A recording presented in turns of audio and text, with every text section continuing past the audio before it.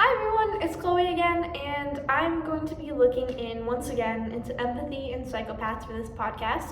So to remind everyone, my research question is the lack of empathy in psychopaths a fixed trait or can it be influenced by environment and learning? So I'm going to be sharing an expert's opinion and experiment today that he and his coworker conducted to help prove that empathy is a fixed trait, as well as going more in depth and reviewing my old research I had shared with you guys all today. So one thing I found that made this topic so challenging was the fact that there is no official definition of a psychopath. There is, however, one consensus that kind of incorporates everything within the scientific community and within the psychology field and according to experts, and that is that psychopaths lack empathy. One issue with this: there's actually two types of empathy: cognitive empathy and affective empathy. As I have said in my previous podcasts and episodes, was that affective empathy is feeling emotions that another person is experiencing and feeling sympathy and going through it yourself, while cognitive empathy is more just like reading a person. You understand what their emotions they're going through and why they're going through them, but you don't feel them yourself. So in psychopaths, after researching, they don't actually lack both forms of empathy. They have high levels of cognitive empathy, actually. It's affective empathy that they lack.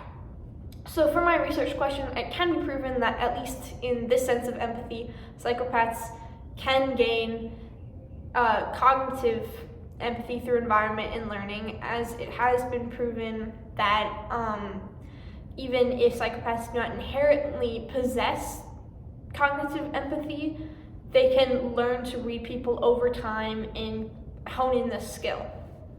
Now, the second part of my research question now we're looking into is the lack of effective empathy in psychopaths a fixed trait, or if it can be influenced in environment and surrounding.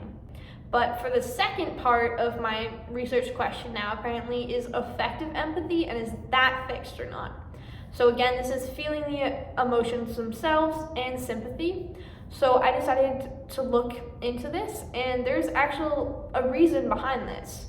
So psychopaths actually have a physical reduction in a region of their brain called the amygdala, and the amygdala is in charge of controlling and processing emotions mainly. So there's a 7.14% volume reduction in the left amygdala and around an 18% reduction in the right amygdala. So many scientists have tried to use this information about the reduction in the amygdala to help prove that the lack of effective empathy is a fixed trait in psychopaths, but the question still has been raised about whether the reduction of the amygdala is truly the root cause of this in psychopaths and the lack of empathy, or if this is some after effect or symptom of something bigger. So to truly prove its fixed nature, an experiment was conducted, and this is known as the rat experiment. So what exactly is the rat experiment? Well, two scientists, Hitchcock and Davis, decided to experiment and figure out whether the amygdala's reduction in psychopaths was the root or symptom as well. So they decided to put selective lesions to the amygdala in rats. What were the results? Well, rats showed impaired fear-potentiated startle responses in rats, as well as blunted emotions that are very similar to the ones that were discovered in psychopaths. And after conditioning and testing the rats afterwards, there were no changes to their results. So even after they waited over time to see if anything would change, nothing did.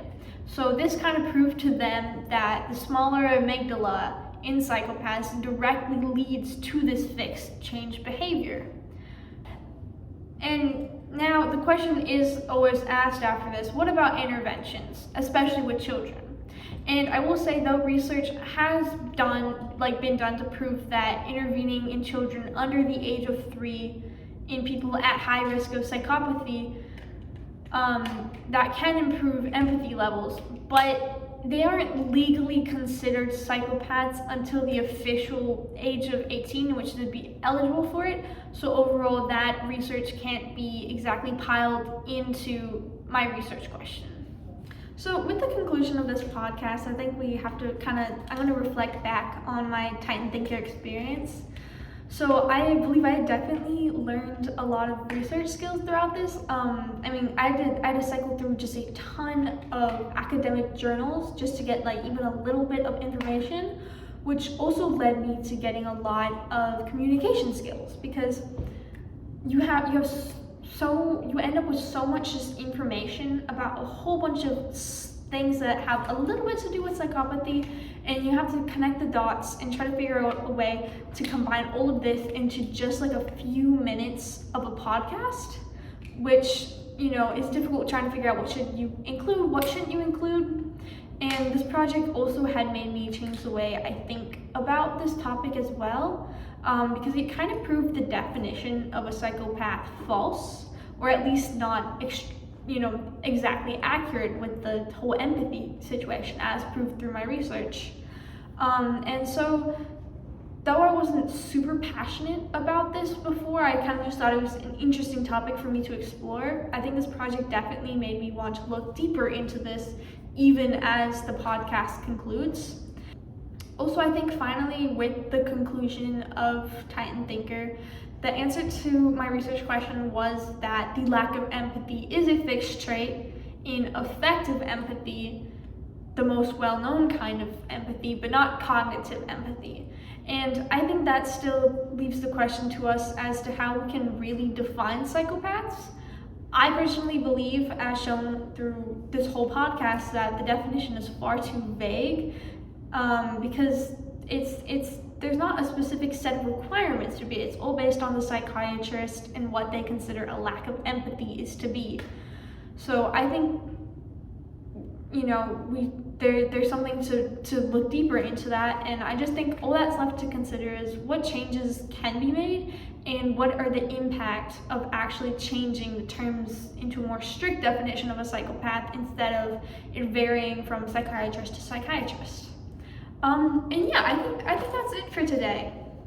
I think I learned a lot from this, and I'm very happy to have done Titan Thinker. And thank you all for sticking with me to the journey of this.